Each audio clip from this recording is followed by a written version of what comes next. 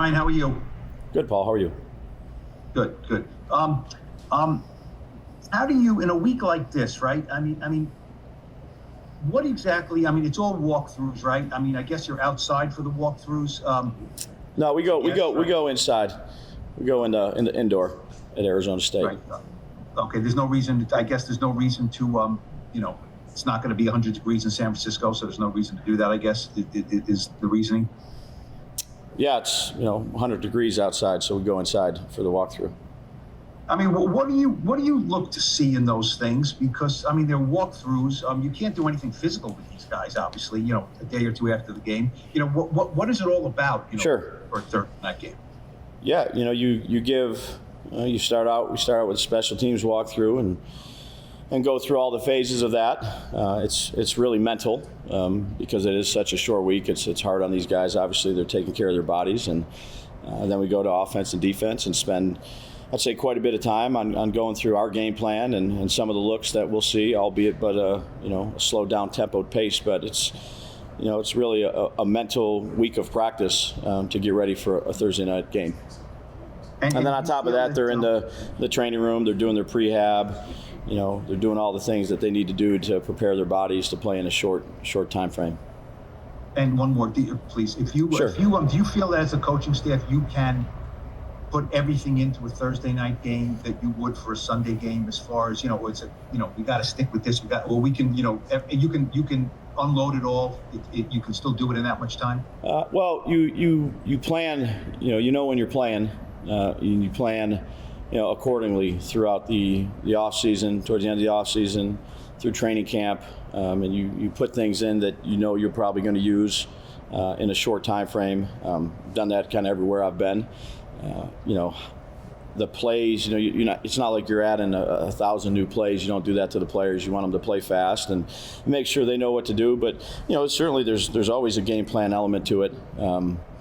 And the coaches, there hasn't been a lot of sleep, but that's just the way it goes on these type of games. So make sure you can put together something that those guys can go out there and execute, know what to do, play fast with, and then for them to take care of their bodies and do what they need to do to get ready to play in a short time frame.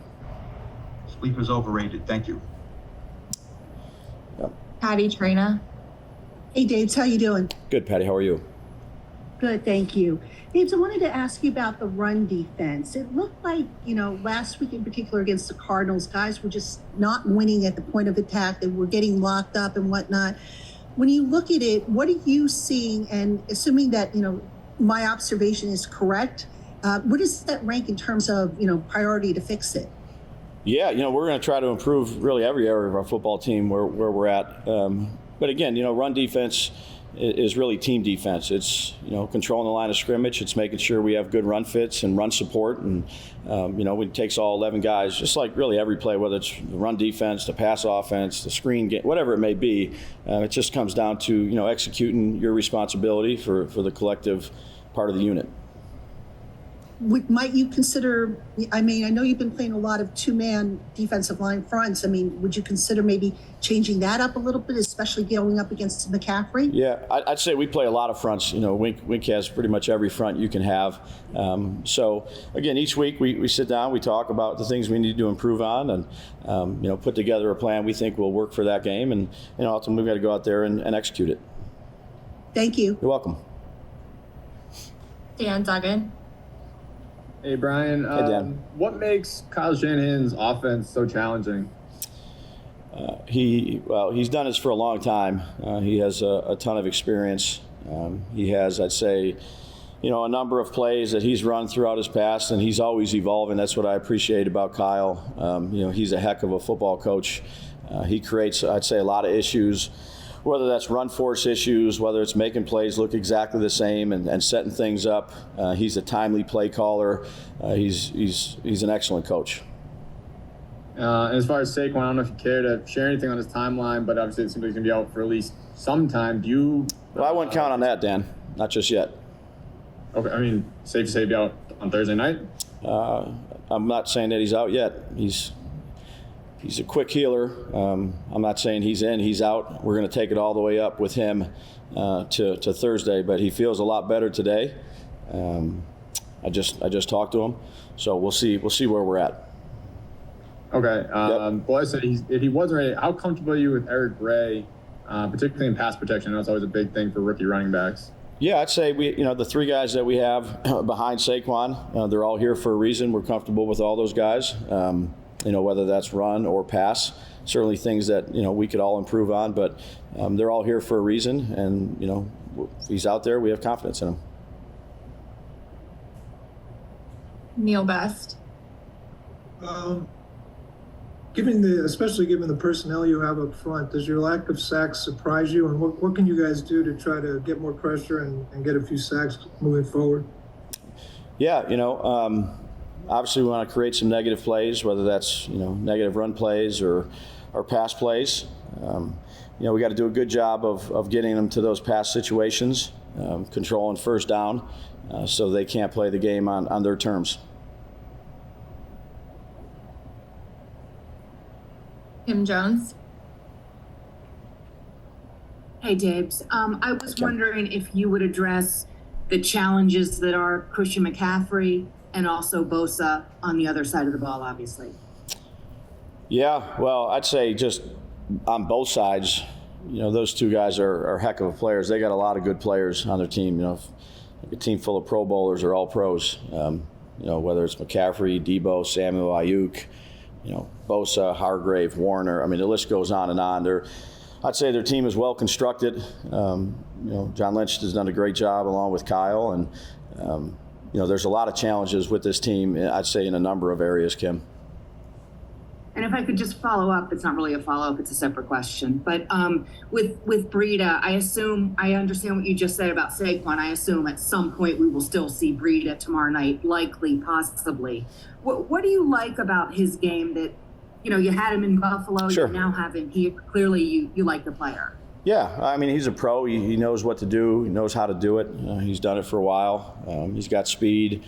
He's got some quickness about him. He's had some productive years as a runner. He's at San Francisco. He's just a pro, and he knows our system well, and we have confidence in him. Jordan Renan. Hey, Brian, what's going on? Hey, Jordan.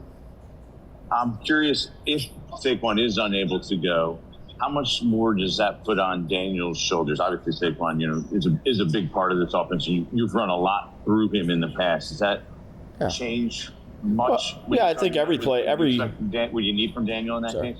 No, I think Daniel's got his job to do, just like the running backs have their job, the receivers, the offensive line. It's, individually taking care of your responsibility, whatever that may be, and doing your job at a high level. And I know you didn't want to rule Saquon out. Does the fact that you have 11 days between the games, how much does that factor into how you guys handle him? Sure, I think it all factors in, but ultimately I go back to the player and see where he's at, and he's made, I'd say, considerable progress just in a day and a half or however many days we've been out here. So again, we'll go all the way up there to the start on Thursday and see where we're at. Charlotte Carroll. Hey, Brian, how's it going? Good, Charlotte. How are you? Good. I just wanted to ask about Micah. He was added to the injury report yesterday with the neck injury. What happened and how's he doing? He's good. He'll be fine. So you're saying, will he be available for Thursday then? Yeah, should be. He should be ready to go. Okay. Thank you. Yep. We'll take three more. Ryan Dunleavy. Hey, Brian, I'm sorry if you were asked and I forgot. Did anybody ask you about why you lined up for 2 down 8 before the penalty on Paris? No, they didn't.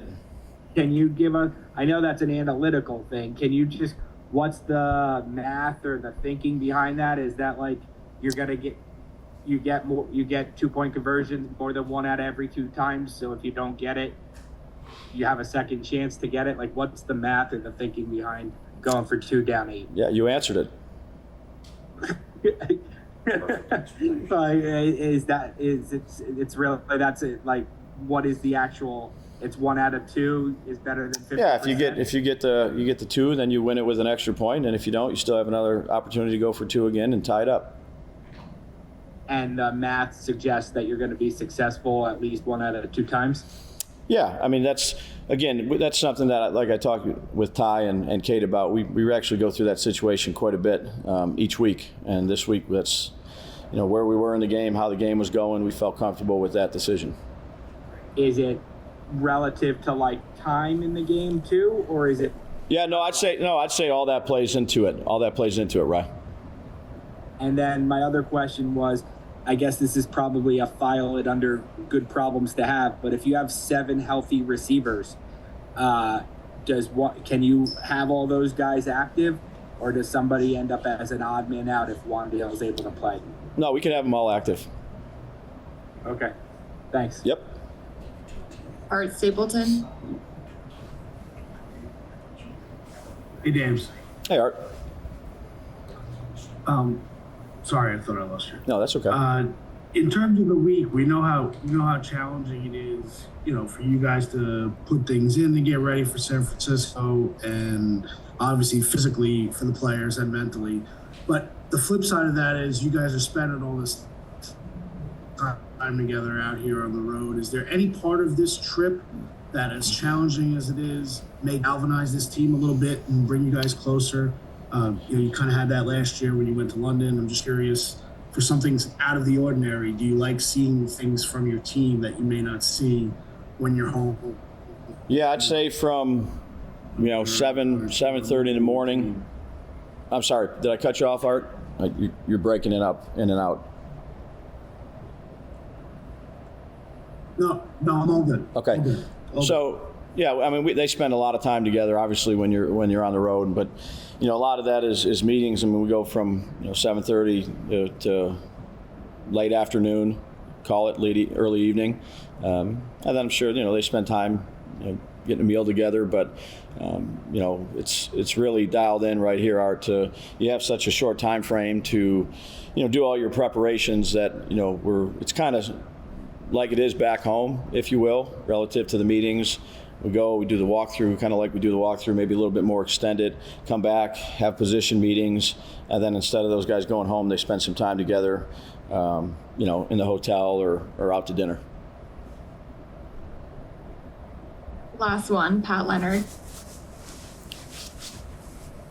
Hey, Brian, Pat. any knowledge yet on whether Andrew Thomas is going to go, or Aziz Ojulari, Ben Bredesen, those guys? Yeah, I would say Aziz and AT are kind of in the Saquon deal.